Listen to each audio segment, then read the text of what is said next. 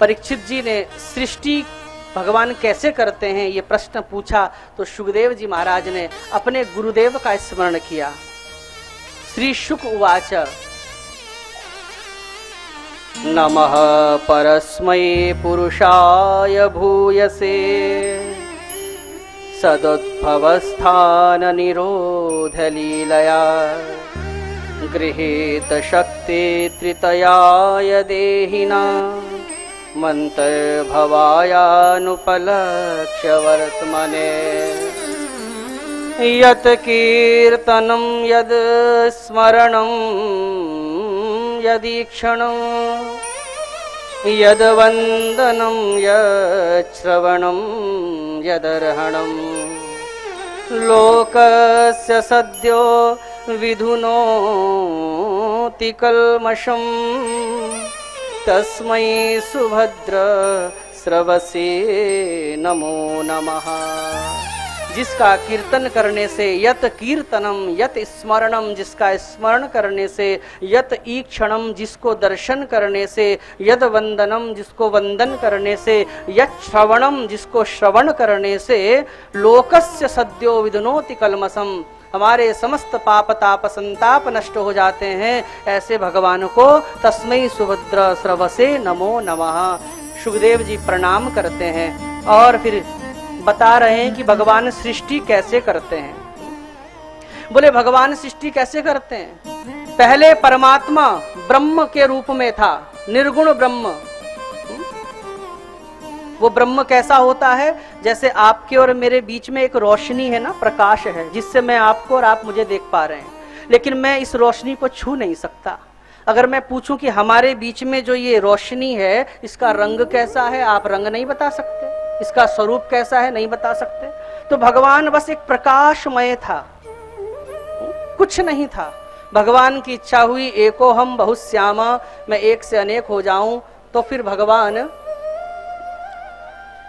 भगवान ने 24 तत्वों से निर्मित एक अंड की रचना करी और वो अंड जो है विशाल जल में कई वर्षों तक पड़ा रहा और बाद में फिर वो अंड जब फूटा है तो उसमें से नारायण प्रकट हुए, एक महापुरुष प्रकट हुआ। उसका नाम नारायण क्यों पड़ा? नार कहते हैं जल को, अयन कहते हैं निवास को। हजारों वर्षों तक जल में निवास करने के कारण उसका नाम नारायण पड़ा।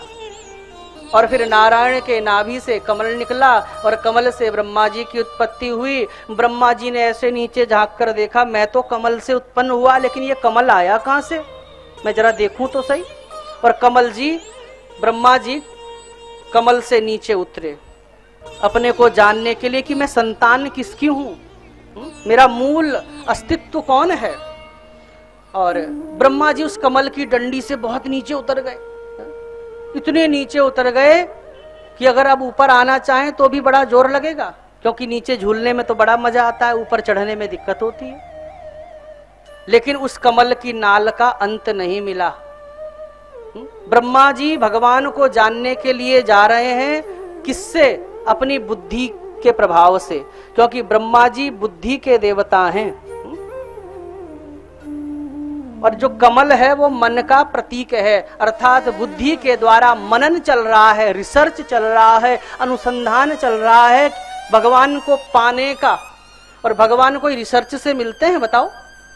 भगवान ब्रह्म अतर्क बुद्धि मन वाणी, बुद्धि मन वाणी से परे है वो परमात्मा, वो कोई रिसर्च का विषय नहीं है। अगर परमात्मा रिसर्च का विषय होता ना तो नासा के कार्यालय में भगवान नारायण को बॉक्स के अंदर बंद अब तक कर चुके होते।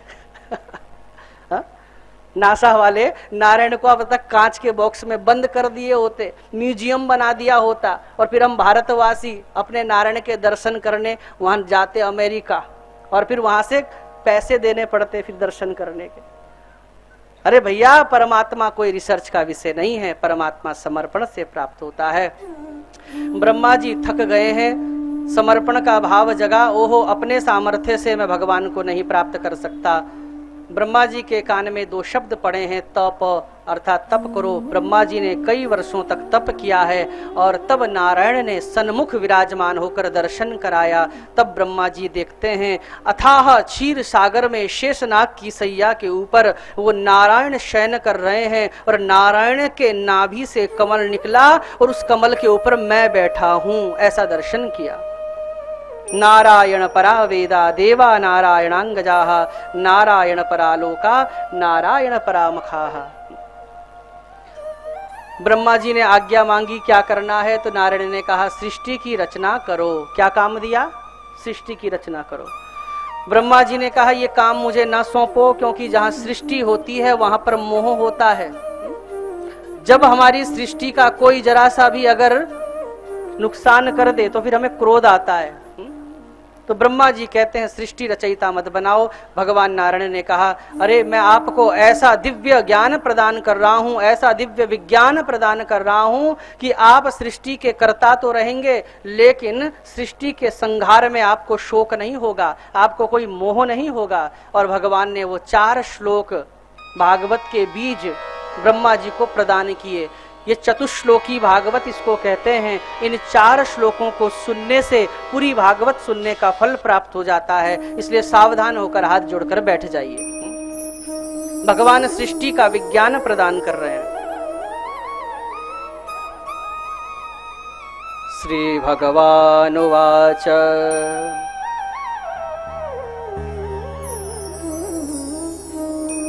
अहमेवासमेवाग्रे नान्यद् यत्सदसत्परम् पश्चादहं यदेतच्च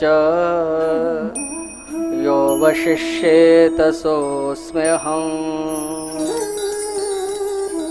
ऋतेऽर्थं यत्प्रतीयेत न प्रतीयेत चात्मनि तद्विद्यादात्मनो मायां यथा भासो यथा तमः यथा महान्ति भूतानि भूतेषु चावचेष्वनो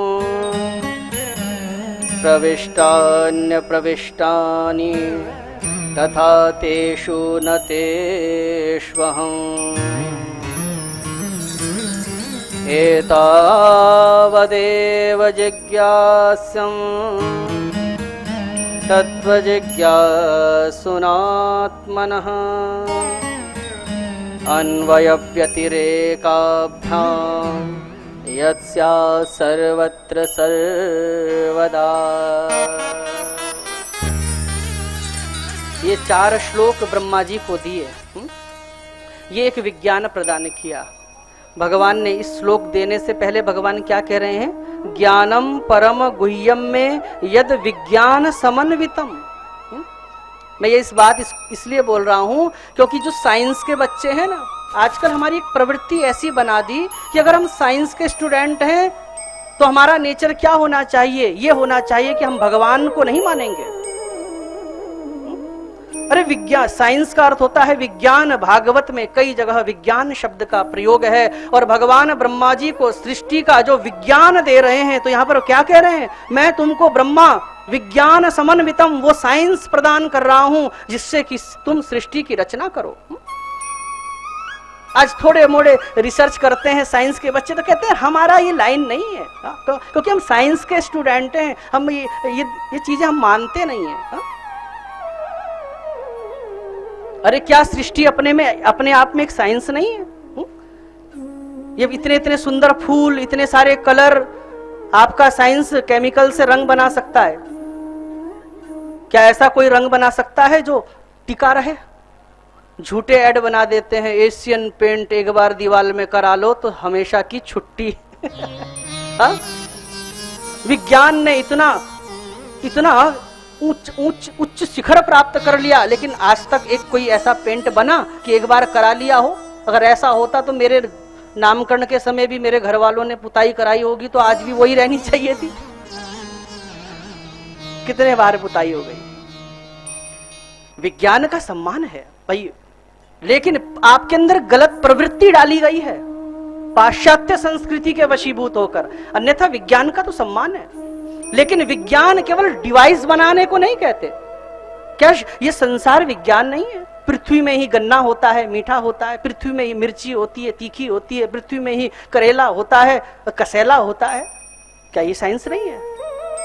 क्या केमिकल के रिसर्चों को ही आप साइंस मानते हो? इसलिए अगर आप विज्ञान के स्टूडेंट हैं, अगर आप अपना आदर्श नारायण को मानकर कुछ काम करेंगे ना, तो आपको अपने क्षेत्र में अवश्य सफलता मिलेगी। प्रेम से कहिए श्री राधे।